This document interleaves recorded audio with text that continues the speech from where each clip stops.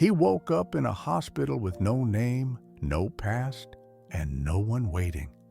But in the chaos of his erased life, one word kept echoing through the static: Ava. He couldn't remember his billions, his empire, or his sins. Only her. Imagine this.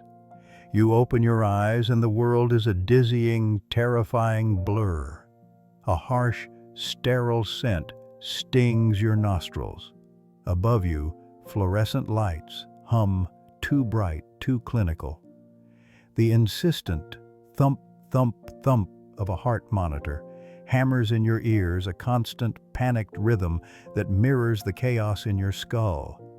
Suddenly, a piercing screech erupts, a flatline wail that seems to tear through the very fabric of reality. And with it, a single solitary word bursts forth from the void of your memory. Ava. Just Ava. That's it. Nothing else. Not your name, not where you are, not even how you got here. But her face. Oh, you can conjure it in perfect agonizing detail.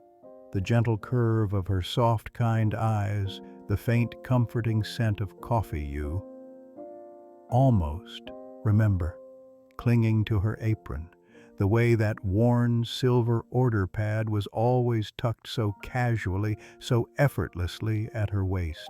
Every line, every shadow, every fleeting expression etched into a mind that is otherwise a terrifying, empty expanse. A nurse, her face etched with exhaustion and concern, leans in close, her voice a low, urgent murmur.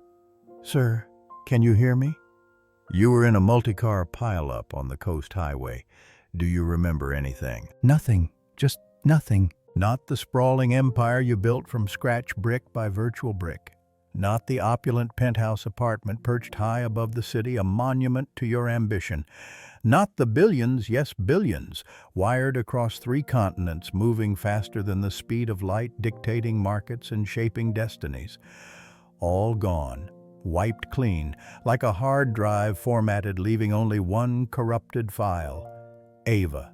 And in just 48 short hours, you'll be walking out of that hospital, a ghost in a borrowed life with nothing but the ill-fitting clothes a well-meaning stranger donated and a single faded matchbook. A matchbook from the Moonlight Diner, the place where she works the graveyard shift. Keep watching, because this isn't just a story about lost memories. It's a high-stakes, pulse-pounding dive into a world where every answer he claws back about his past doesn't bring him closer to safety, but drags Ava deeper into a danger she never asked for.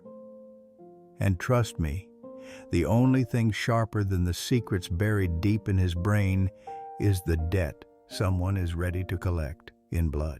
All right, if you're new here, welcome to the only place on the internet where we recap movies that punch you right in the feels without demanding a 2-hour commitment from your precious time. We condense those epic tales of struggle, triumph, and those moments that just make your soul sigh, serving them up in bite-sized, emotionally potent doses. Today's story. Oh, it's pure, unadulterated catnip. For anyone who still believes deep down that kindness, real unvarnished kindness, can reboot a human heart faster than any fancy hard drive wipe. It's a testament to the idea that sometimes the most profound connections are forged, not in boardrooms, but in the quiet corners of a diner over a cup of coffee. Ever felt like you needed a total reset? A complete do-over? What if that reset came with a side of danger and an unexpected ally? This isn't just about a rich guy losing his memory. It's about finding his true self. Perhaps for the very first time through the eyes of someone who sees him not for his net worth, but for his inherent humanity. If you're ready for a story where true wealth isn't measured in digits, but in decency, where love battles against ledger books, then you know what to do. Smash that like button, let us know you're rooting for the good guys. And let's roll into this incredible narrative. Before the crash, Before the amnesia, before the profound emptiness, there was Julian Sterling. And trust me, Julian Sterling wasn't just a guy. He was the guy. The kind of man whose mere presence shifted paradigms. Private jets would literally alter their flight paths to accommodate his schedule. Hotels, the kind with more stars than the night sky, would put entire floors on hold the moment his assistant's call came through, not just a suite, an entire floor. His name alone commanded respect, fear, and an almost religious devotion from the financial world. He was the architect of Sterling Ventures, a global titan whose reach extended into every corner of modern industry. Yet despite all that power, all that influence, all that undeniable success, 3 nights before his world imploded, he found himself sitting utterly alone. He was tucked away in a dimly lit corner booth at the Moonlight Diner, the kind of place where the coffee was perpetually black and strong and the pie was always homemade. He wasn't there for the ambiance. He was there for a moment of quiet, a brief respite from the incessant hum of his own demanding life. And as he nursed his black coffee, the steam curling lazily upwards, he watched her. Ava Sullivan. She moved with an unhurried grace, refilling ketchup bottles with a meticulousness that bordered on reverence, as if each bottle held a sacred trust.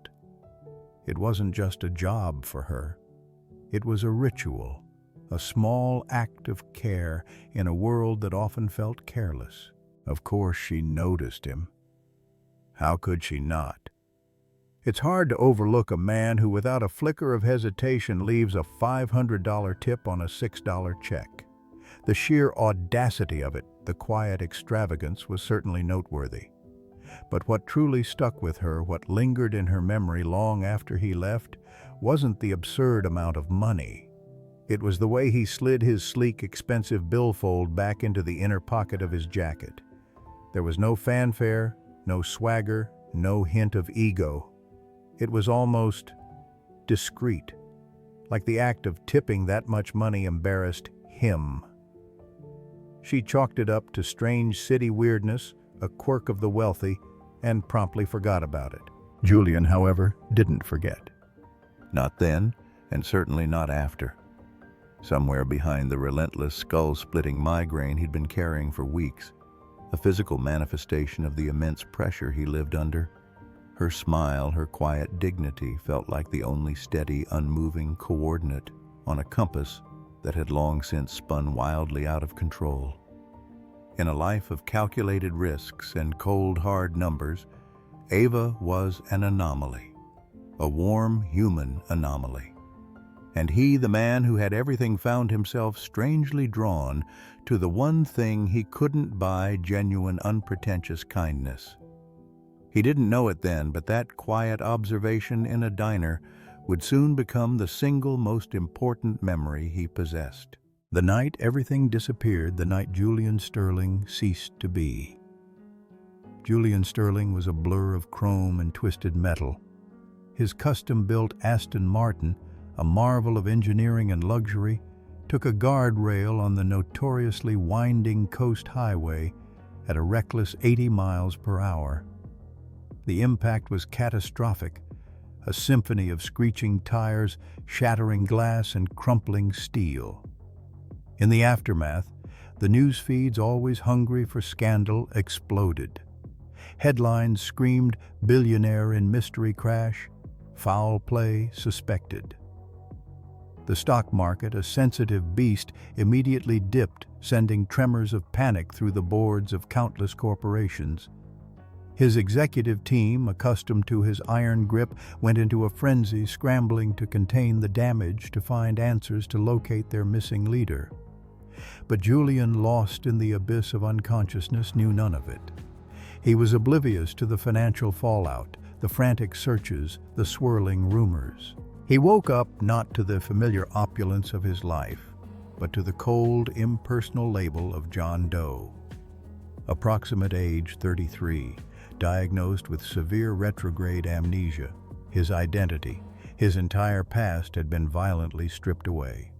The police, following standard procedure, fingerprinted him, drew blood samples, ran his dental records through every database imaginable. They even brought in specialists to try and jog his memory, showing him photographs of his own companies, his own face. But it was all for naught. Zilch. Zero. He was a blank slate, a man without a past, a puzzle with all its pieces scattered to the wind. It was during this meticulous yet ultimately fruitless investigation that a small, seemingly insignificant detail surfaced. As paramedics cut away the expensive mangled remnants of his jacket, a jacket that had undoubtedly cost more than most people's monthly rent, a small worn matchbook tumbled out. It was a cheap disposable item, the kind you'd find at any roadside diner. But inside, scrawled in what was unmistakably Julian's own elegant, hurried handwriting, was one single profound word: Ava. That matchbook, that single handwritten name, was the only thread connecting the man without a past to any semblance of a future. It was a beacon in his personal darkness, a whisper from a life he could no longer recall, yet somehow instinctively knew was important. It was the only clue, the only direction his lost mind could grasp onto. The hospital discharge papers, cold and bureaucratic, might as well have simply read, "Good luck, whoever you are." There were no family members to collect him, no friends to offer a ride, no familiar face to guide his first steps back into a world he didn't recognize. So Julian did the only thing his fragmented memory would allow. He rode the bus. He rode it through the unfamiliar streets, the rhythm of the city, a dull thrum against his still aching head, until he reached the one destination his brain stubbornly and inexplicably seemed to accept: the Moonlight Diner. Picture the scene, 2 a.m. The city is asleep, but the diner, a beacon of late-night solace, glows faintly. Its neon sign, a faded promise of coffee and comfort, is half burned out, casting an uneven, melancholic glow on the wet pavement. Rain, a relentless silver sheet, smears the windows, blurring the already indistinct world outside. The air inside smells of stale coffee, fried food, and a hint of something sweet. A comfort he can't quite place. Ava, weary from a long shift, looks up as the bell above the door chimes, signaling a new arrival. She clocks the stranger immediately. He's wearing scrubs, hospital issue, but they're clearly too short, exposing bony wrists and ankles. His feet, in scuffed, ill-fitting shoes, are stained with what looks disturbingly like dried blood. But it's his eyes that truly pierce her. Their wide, pleading, utterly lost, like a child who's wandered away from their mother in a crowded store.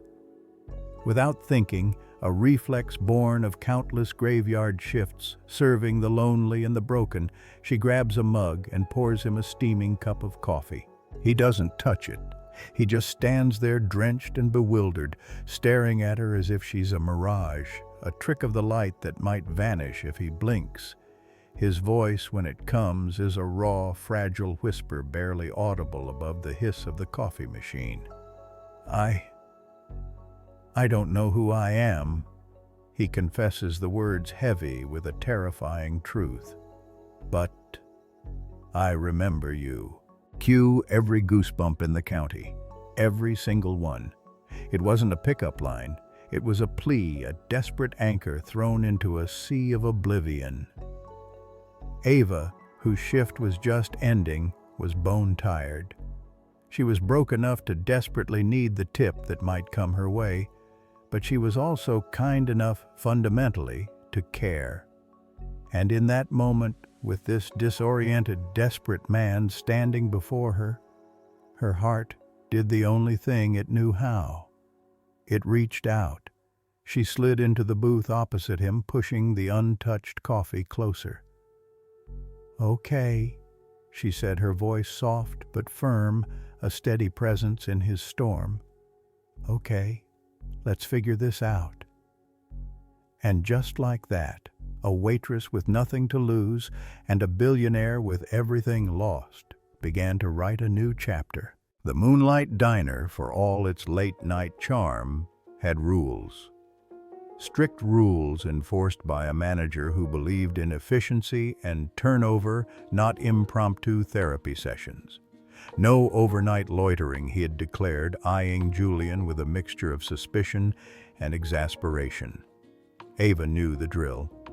But something about this man, this John Doe, who remembered only her, resonated deep within her.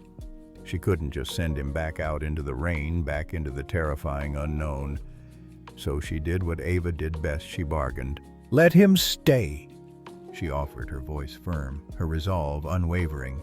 "Just until dawn, until the sun comes up and the city feels a little less overwhelming." The manager, a man who saw dollar signs more clearly than distress signals, scoffed.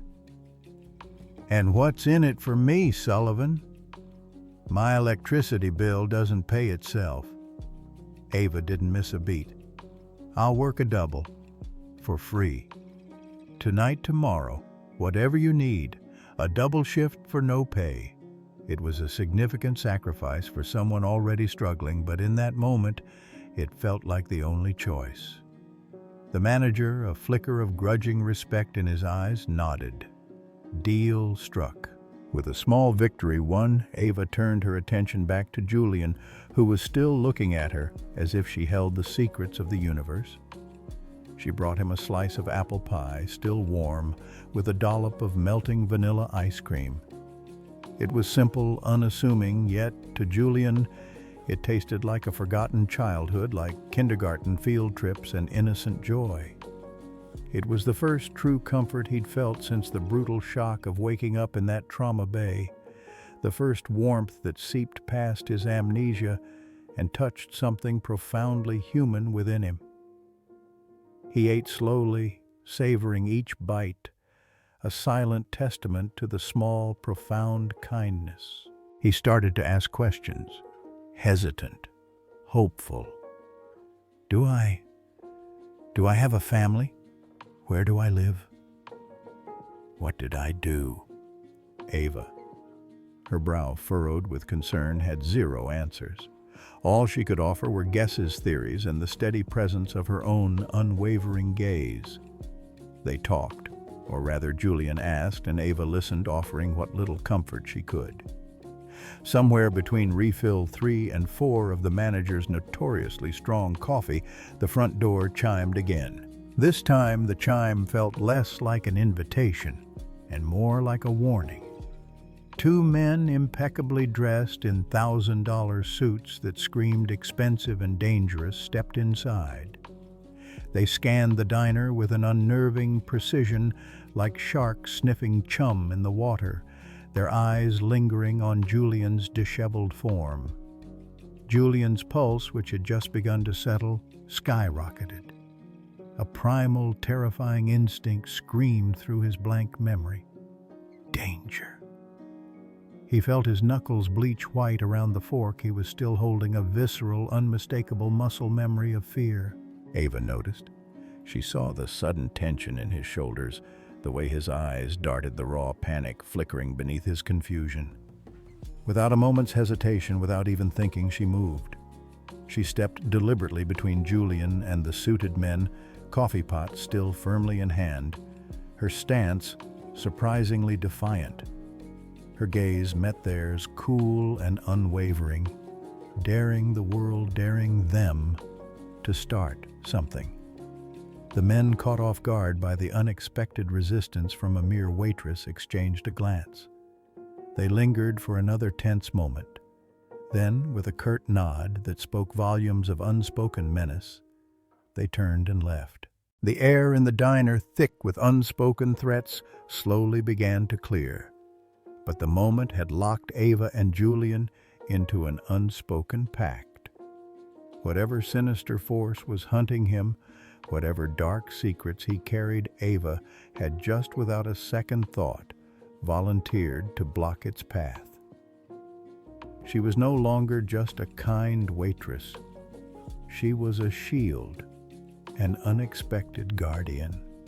And Julian, lost and vulnerable, knew with a certainty that transcended memory that he was no longer truly alone. The next morning, with the early light filtering weakly through the city haze, Ava did what any good Samaritan, perhaps even a reluctant hero, would do. She took Julian home, her home. It wasn't much, a tiny studio apartment barely big enough for one, with cheerfully peeling yellow walls and a single defiant plant clinging valiantly to life on the windowsill. It was a stark contrast to the sterile hospital, the impersonal diner, and certainly to whatever opulent world Julian had once inhabited. Here, amidst her humble belongings, he was simply Julian. She rummaged through her closet, finding some neighbors' forgotten clothes, a worn t-shirt, jeans a little too loose, clothes that fit him better than the hospital scrubs. She fed him cereal, a simple, comforting meal, watching as he ate with a quiet gratitude that squeezed her heart. Then, with a practical, determined air, she taped a fresh sheet of paper to her fridge. At the top, in bold, clear letters, she wrote the most fundamental, terrifying question of all. Who are you? They began to list anything that felt remotely familiar, each item a fragile breadcrumb in the vast forest of his forgotten past. The bitter, strong taste of black coffee instantly recognizable. The distant, mournful cry of seagulls, evoking a vague sense of freedom and vastness. The earthy, comforting smell of cedar, a forgotten scent memory. And then a more concrete image, shimmering at the edges of his consciousness. A small boy on a sailboat, laughing, sunlight glinting off the water. Each item was a tiny spark, a potential key to unlocking the vault of his mind. Ava, ever resourceful, despite her limited means, pulled out her burner flip phone. No fancy smartphone in her budget, no high-tech gadgets, just a reliable, no-frills device.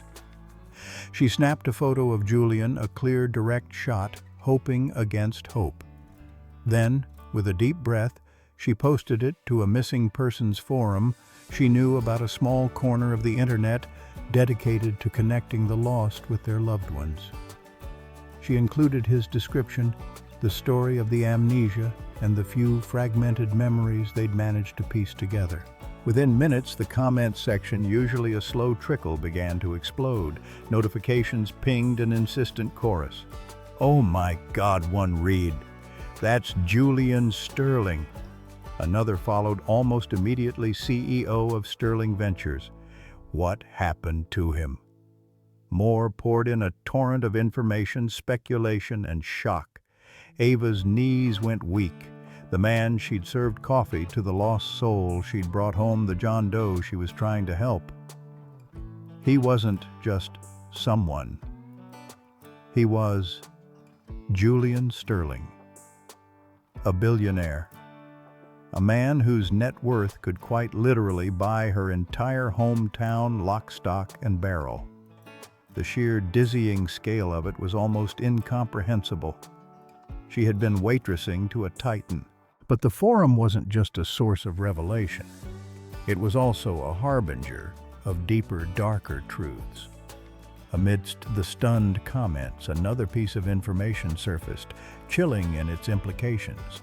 Julian Sterling had reportedly vanished the very same night his parents' private jet went down over the Pacific Ocean. The official story was a tragic accident, a devastating loss. But the forum also hinted at something more, a whisper of corporate intrigue. His parents, it was rumored, had been en route to stop a hostile takeover of Sterling Ventures, a desperate attempt to save their legacy. Suddenly, Julian wasn't just missing.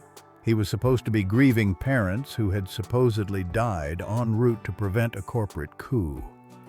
The pieces began to click into place, forming a far more sinister picture.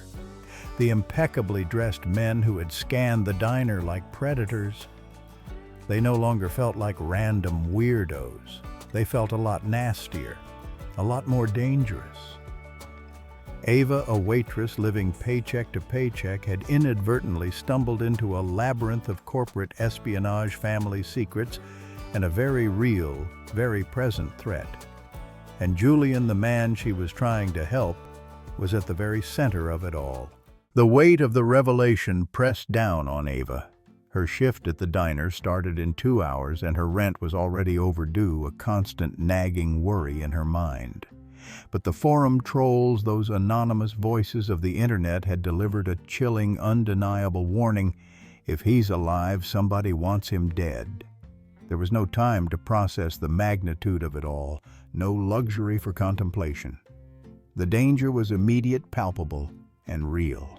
Action, not paralysis, was her only option. With a surge of adrenaline, she practically stuffed Julian into her beat-up Honda Civic. The car was a testament to its age, and her limited-budget floorboards rusted through in patches. The paint faded, the engine making a sound that suggested it was perpetually on its last gasp. It was a vehicle that should, by all accounts, have been in hospice, but it was all she had. And with a fierce determination, she aimed its nose towards the state line, a desperate gamble for safety, for distance, for time. Julian rode shotgun, his head in his hands, the vibrations of the rickety car doing strange things to his fractured memory. The fragments were returning now, not in a flood, but in disorienting, painful flashes. A stark, imposing boardroom filled with shouting voices, faces contorted in anger and betrayal. His father's voice, clear and resonant, echoing through the chaos. Trust no one, Julian, not even family. The words were a hammer blow, heavy with a meaning he still couldn't fully grasp, but the emotion behind them was undeniable, a deep, corrosive betrayal.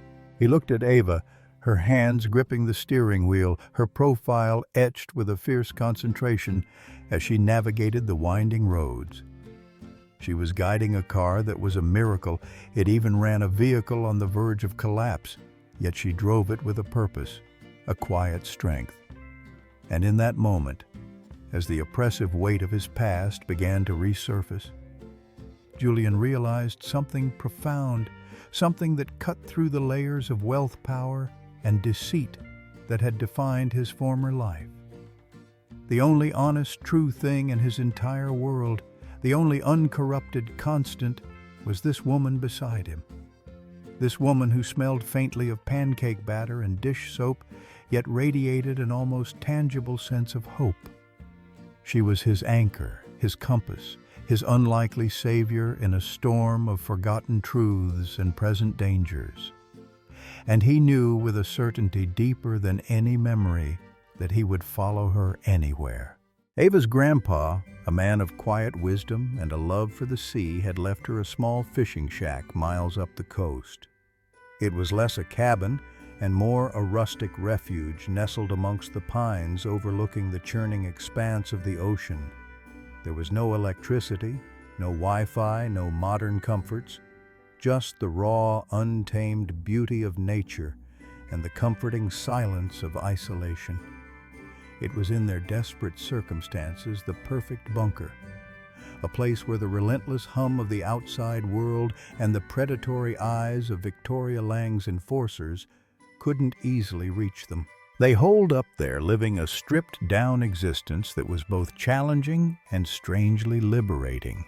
Their diet consisted mostly of canned beans, supplemented by whatever fish Julian, with a surprising amount of innate skill, managed to catch from the rocky shore. Nights were illuminated by the soft, flickering glow of candlelight, casting dancing shadows on the rough-hewn walls. In this secluded haven, away from the clamor and the threats, Julian's nightmares, once a chaotic jumble of images, began to spike with terrifying clarity. Memories of ledgers thick with numbers began to surface. Ledgers showing elaborate schemes of embezzlement, his own signature authorizing colossal transfers he couldn't recall, making the horrifying implication of his unwitting complicity. He would wake in a cold sweat, gasping the weight of a forgotten guilt pressing down on him. It was Ava who would calm him. She would sit beside him, her presence a warm, solid anchor in his terror, and tell him stories. Stories of her mom singing in the kitchen as she baked, teaching her that generosity wasn't just about giving money, but about giving your time, your spirit, your unwavering belief in humanity. Generosity, her mom would say, is a verb. Honey, you gotta do it. These simple tales infused with warmth and love were a balm to Julian's tormented mind, a stark contrast to the cold, calculating world of his past. One dawn, as the first blush of sunrise painted the sky in hues of rose and gold, Julian woke to find Ava quietly sketching. She was sitting by the window, the paper resting on her knees, her brow furrowed in concentration. She was drawing him. His face, his strong jawline, the haunted look in his eyes that was slowly, imperceptibly beginning to soften. She looked up, caught his gaze, and a shy, almost vulnerable smile touched her lips. "I need to remember you too," she admitted, her voice barely a whisper. "All of you. Not just the billionaire, not just the amnesia patient, but you." The paper trembled slightly in her hands, a reflection of the unspoken emotions hanging in the air between them. Neither of them mentioned the kiss that almost happened, the magnetic pull that had drawn them so close in that small, candlelit space. It was a moment suspended, charged with a potent mix of vulnerability, gratitude, and a nascent, undeniable affection. Instead, they exchanged a different kind of promise. With intertwined pinky fingers, a gesture of childhood innocence and profound trust, they made a solemn vow once his memory fully returned, once the fog completely lifted, they would face whatever was coming. Together. Cue audience. Awe. It was a promise forged not in grand declarations, but in the quiet strength of shared vulnerability, a bond that transcended circumstance and wealth. Back in civilization, far from the tranquil isolation of Ava's grandpa's shack, the world of Sterling Ventures was in utter chaos. The board members, a collection of ambitious, self-serving individuals, wasted no time. They spun Julian's disappearance as an abdication, a dereliction of duty, a sign of instability. Stocks plummeted, a nervous shiver running through the market, and the corporate vultures, always circling, began to descend, eager to pick at the carcass of a vulnerable empire. And then into this maelstrom of corporate intrigue stepped Victoria Lang, Julian's longtime counsel, a woman whose sharp intellect was matched only by her ruthless ambition. She was a master manipulator poised to seize control, to orchestrate a coup under the guise of stabilizing the company. Her first move, a calculated leak to the press, a carefully crafted narrative suggesting that Julian had checked himself into a private psych ward, fueling the story that he was unstable, unfit to lead, perhaps even mentally ill. It was a brilliant, insidious move designed to discredit him, to neutralize any potential threat he might pose if he ever returned. The truth, however, was far more sinister. Victoria wasn't just exploiting a situation. She had orchestrated it. It was Victoria who had hired the two men in $1,000 suits, the sharks who had tailed Julian, monitoring his movements. It was Victoria who had meticulously staged the Aston Martin crash, making it look like a tragic accident. And it was Victoria who had drugged his coffee with a potent memory-scrambling compound, specifically designed to mimic the effects of severe head trauma and retrograde amnesia. Her objective was chillingly clear. She needed him, docile, disoriented, and out of the picture long enough to push through a massive predatory merger. A merger that would gut employee pensions, leaving countless people financially devastated while simultaneously lining her already considerable pockets with billions. There was just one problem, one catastrophic flaw in her meticulously crafted scheme. Julian was alive, and his memories, thanks to Ava's unwavering kindness and the quiet sanctuary of the shack, were slowly but surely rebooting. Ava's innocent post to that missing persons forum, a desperate plea for help, had become a smoking crater in Victoria's carefully laid plans. It was an unforeseen variable, a wild card she hadn't accounted for. Victoria, a woman who never tolerated loose ends, doubled down. Her desperation morphed into a cold, calculated fury. She immediately posted a $1 million bounty for Julian Sterling, a public offer to bring him home safely. The unspoken, chilling translation, understood by every mercenary and opportunist in her network, was clear: silence him permanently. The stakes, already impossibly high, had just soared into the stratosphere. Julian Sterling, the man who had lost everything, was now a target, and Ava, the waitress who remembered him, was caught squarely in the crosshairs. The breakthrough came not in a flood, but in a sudden, vivid flash, triggered by a seemingly innocuous detail, a memory that had been buried deep beneath layers of trauma and chemically induced amnesia. The image of the boy on the sailboat. The boy Julian had sketched for Ava, a fleeting, comforting presence in his lost mind. It wasn't just any boy. It was Leo, his little brother. Leo, who had been presumed dead in the very same private jet crash that had supposedly claimed their parents. The official story had been a double tragedy, an unspeakable loss. But the memory flash was undeniable, searingly clear. Leo, younger, smaller, waving from a pier, a wide, joyful grin on his face. Alive. The realization hit Julian with the force of a physical blow, simultaneously exhilarating and devastating. His parents hadn't been rushing to stop a hostile takeover. That was Victoria's carefully constructed narrative. They had been fleeing with irrefutable evidence that Victoria Lang, their trusted counsel, had been systematically embezzling from Sterling Ventures, siphoning off billions. And they weren't just fleeing. They were trying to rescue Leo, who had been kidnapped as leverage, a cruel pawn in Victoria's ruthless game.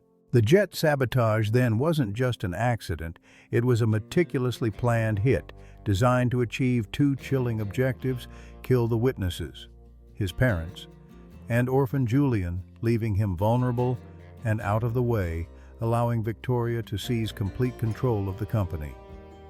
Julian's amnesia was supposed to be the final foolproof seal on the deal, ensuring his permanent silence and Victoria's absolute triumph. Instead, it had created the one loophole Victoria couldn't script, couldn't possibly have foreseen: a compassionate, tenacious waitress. A woman who valued people over profit, integrity over influence. A woman who, by simply remembering a lost soul, had inadvertently unraveled a multi-billion-dollar conspiracy. Armed with this terrifying, electrifying truth, Julian and Ava knew they couldn't stay hidden any longer. They had to go back. Back to the city. Back to the heart of the danger. They piled into Ava's trusty, if rickety, Honda, the radio buzzing with urgent news. The airwaves were alight with reports that Sterling Ventures was on the brink, its board scheduled to vote on liquidation, a final, irreversible step that would hand Victoria Lang everything she had schemed for. And the vote. It was happening tomorrow. There was no time to lose. Their return wasn't just a journey. It was a desperate race against the clock, a collision course with destiny, fueled by a truth that demanded to be heard.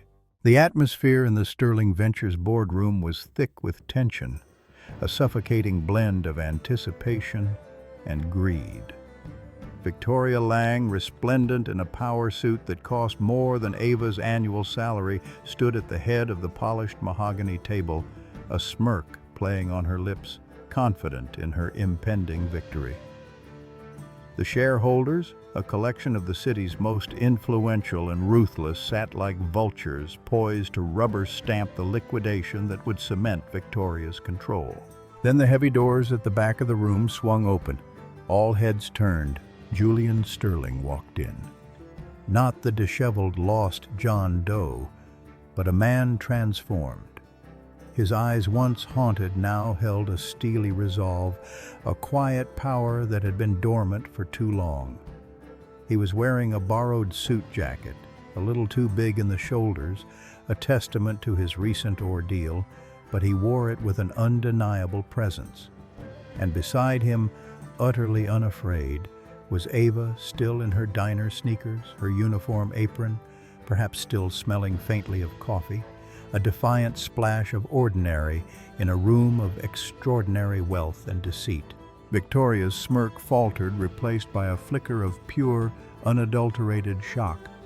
"Security!" She shrieked, her voice cracking with fury, pointing a trembling finger at Julian. "Get them out of here! He's unstable, he's a threat!" But before the bewildered guards could react, Julian calmly raised a hand.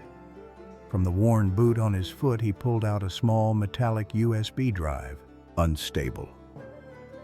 Julian's voice, now resonant and clear, cut through the clamor. "Perhaps, but my memory, Victoria, is perfectly intact." He walked to the large display screen at the front of the room, plugging the USB into a waiting port. "These are backup files," he announced, his gaze sweeping across the stunned faces of the board members. "Files I hid in the boathouse rafters years ago, encrypted, and now unlocked."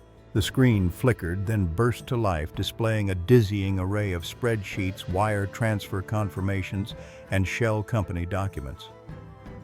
Victoria Lang's fingerprints were everywhere. Every illicit transaction, every offshore account, every meticulously planned embezzlement scheme unfolded before the horrified eyes of the shareholders. The air crackled with the undeniable weight of evidence. Guards who had initially moved towards Julian now hesitated, their loyalty wavering in the face of such damning proof. The investors, their faces a mixture of shock and outrage, began to murmur, then to revolt, their previous allegiance to Victoria crumbling under the weight of her betrayal. Seeing her empire crumble, her carefully constructed lies exposed, Victoria Lang snapped. With a guttural scream of pure rage, she lunged. In her hand, glinting menacingly, was a syringe, the very same cocktail, Julian realized with a jolt of recognition, that had stolen his memory. Her intention was clear: silence him permanently, or at least return him to the oblivion she had planned. But before she could reach him, Ava moved. Her diner reflexes honed by years of navigating crowded aisles, with trays of hot coffee kicked in with astonishing speed. She stepped between Julian and the lunging Victoria, her arms swinging in a wide, powerful arc. There was a satisfying thwack as her fist connected with Victoria's jaw, a right hook that would make Rocky Balboa proud. Victoria stumbled backward, the syringe clattering harmlessly to the floor, her eyes wide with disbelief and pain. The room erupted. Cheers mingled with gasps, and the previously bewildered security guards, now clear on who the real threat was, moved in to apprehend Victoria. She was hauled away, still screaming, "He's unstable, he's lying," but her words were drowned out by the rising tide of relief and vindication. Camera flashes, suddenly appearing from hidden corners, captured Julian's calm, clear eyes. Memory intact, mission accomplished. The empire was saved, the truth revealed, and a waitress with a mean right hook had just helped bring down a corporate villain. In the chaotic aftermath of the boardroom showdown, with Victoria Lang's treachery laid bare, the police, armed with Julian's irrefutable evidence, wasted no time. Their investigation, now focused and urgent, quickly led them to a secluded safe house upstate. And their scared but breathing was Leo, Julian's little brother. The boy on the sailboat, the phantom memory that had been his first true clue. The reunion was everything Julian had ever dreamed of and more. A video of the emotional embrace, two brothers separated by deceit and tragedy finally reunited, hit every major network, a powerful, heartwarming counterpoint to the corporate scandal. The sterling stock, which had plummeted in the wake of Julian's disappearance, now rocketed to unprecedented heights, a testament to the market's renewed faith in the company's integrity. Pensions once on the chopping block were not only saved, but secured a monumental victory for countless employees. The press, always eager for a compelling narrative, dubbed Ava the waitress who saved an empire. Her name was everywhere, her face splashed across tabloids and news channels. She, however, hated the spotlight. The sudden, overwhelming attention made her deeply uncomfortable. She was a woman of quiet service, not public fanfare. But Julian, ever her steady anchor, held her hand through every single interview. His presence a silent shield against the intrusive glare. When asked about Ava's role, about how he, a man who had everything, could have been so lost, Julian's answer was always the same, delivered with unwavering conviction. "She didn't save my empire," he'd say, his eyes fixed on Ava. "She saved me. She reminded me who I was before money started doing all my talking. She showed me what truly matters, and for that, I owe her everything."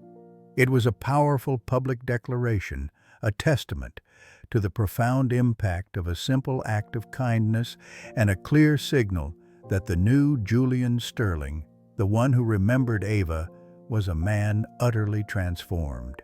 With the dust settled and justice served Julian, Sterling didn't forget the places and people who had guided him through his darkest hour. The Moonlight Diner, that humble bastion of late-night solace, got a new owner, Julian. But his ownership wasn't about profit. It was about preservation and gratitude. He bought the entire block, investing not just in the diner itself, but in the community around it. The diner underwent a meticulous renovation, modernizing its facilities while carefully preserving its beloved classic charm. More importantly, he tripled staff wages, ensuring that every employee, from the cooks to the dishwashers, could live with dignity and security. And he made sure to keep the beloved tip jar culture, a nod to the honest hard work that built the diner's soul. Ava, ever true to herself, refused any direct handouts, any lavish gifts from the billionaire she had helped. "I earned my own way, Julian," she'd insisted, her pride unwavering. But Julian, understanding her independent spirit, found another way to honor her contributions. He made her general manager of the newly revitalized Moonlight Diner, a role that gave her autonomy, responsibility, and a significant salary, allowing her to shape the future of the place she loved. Ava's grandpa's remote fishing shack, that quiet sanctuary where Julian had begun to piece himself back together, also found a new purpose. Julian, drawing on the immense resources of Sterling Ventures, transformed it into the headquarters for a new foundation. The Moonlight Foundation, he called it, dedicated to supporting families of amnesia patients, providing resources, support, and a safe haven for those struggling with memory loss. It was funded entirely by Sterling profits, a powerful legacy born from Julian's own ordeal, a reminder that even the most painful experiences could be transformed into a force for good. And in the renovated Moonlight Diner, Julian kept one booth permanently reserved, the very corner booth where he had once sat lost and alone, nursing a black coffee. On the table, a fresh slice of apple pie, just like the one Ava had given him, was always waiting. It was a constant, tangible reminder that identity wasn't balance sheet deep, that true wealth wasn't measured in billions, but in the human connections that could rebuild a shattered life. It was a silent testament to the waitress who had saved him, and to the profound truth that sometimes the most important memories are the ones you make after you've forgotten everything else. 1 year later, the sun, a glorious orb of fire, was just beginning to kiss the horizon, casting a golden glow across the same pier where Julian's memory of Leo had first flickered, a fragile, hopeful beacon. The air was crisp, carrying the salty tang of the ocean, and the gentle lapping of waves against the pilings provided a soothing soundtrack. Julian, his heart pounding a rhythm that had nothing to do with fear and everything to do with love, knelt. In his hand was a small vintage ring box. It creaked open, not to reveal a diamond the size of a planet, though he could certainly afford one, but something infinitely more precious. It was his mother's sapphire, a deep, luminous blue reclaimed from the wreckage by divers who had finally painstakingly raised the remnants of the private jet from its watery grave. It was a piece of his past, a symbol of enduring love now destined to be part of his future. Ava, tears shimmering in her eyes, didn't even let him finish the question. A choked, joyful "yes" burst from her lips, her arms wrapping around him, holding him tight. They wed a few months later on the very sailboat Leo, now fully recovered and thriving, proudly captained. It was a celebration unlike any other, a beautiful tapestry woven from disparate threads. Guests from every walk of life mingled on the deck, Billionaire board members, their starched suits softened by the sea breeze, clapped alongside line cooks in their crisp Moonlight Diner polos. It was a testament to the extraordinary journey that had brought them all together. Their vows, whispered against the backdrop of the shimmering water, echoed with a profound understanding forged through fire and ice. For richer, for poorer, Julian promised, his voice thick with emotion. Though we've already tested both, haven't we, Ava? Her hand clasped firmly in his, returned the sentiment, her love radiating outward.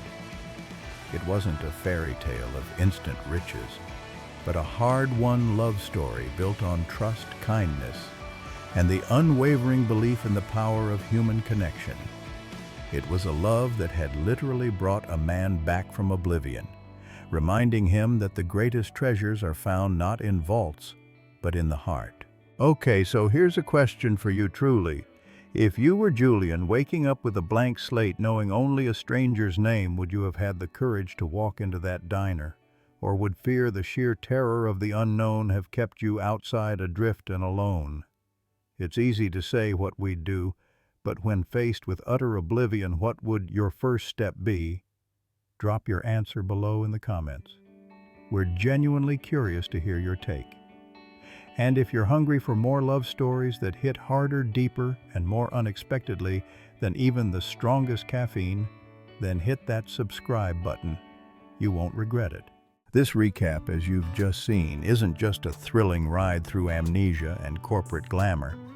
It's a powerful, undeniable proof that kindness, genuine, uncalculated kindness, can reboot a human soul faster and more effectively than any bankroll, any empire, any amount of power. Ava's superpower wasn't her financial acumen. She didn't know Julian's net worth, didn't care about his status. Her superpower was far more profound. It was her unwavering refusal to let fear or cynicism or even her own personal struggles shrink her heart. She saw a lost human being, not a potential mark or a burden. She extended compassion when it would have been easier, safer to simply look away. Think about that next time you're going about your day. Next time you leave a tip, consider the person serving you. Next time you offer a genuine smile to a stranger. Next time you perhaps instinctively step between someone vulnerable and an unknown danger. You might not realize it, but in those small, seemingly insignificant moments, you might just be rewriting someone's entire story. You might be the Ava in someone's chaotic, forgotten narrative, the single, steady coordinate on their broken compass. Because in a world that often feels cold and transactional, the warmth of human connection, of empathy, remains the most powerful force of all. If you made it this far, through all the twists, the turns, the heart-stopping moments, and the profound revelations, then congratulations. You're officially part of the Feels Club. You understand that the greatest stories aren't just about what happens, but about how they make us feel. Now, do me a favor, share this video with a friend. Especially that one friend who always claims that money runs the world, that it's all about the bottom line. Let them see this. Let them feel this. Because sometimes a story like Julian and Ava's is exactly what they need to remember, what truly matters. And I'll catch you in the next recap, ready to dive into another tale that touches the soul.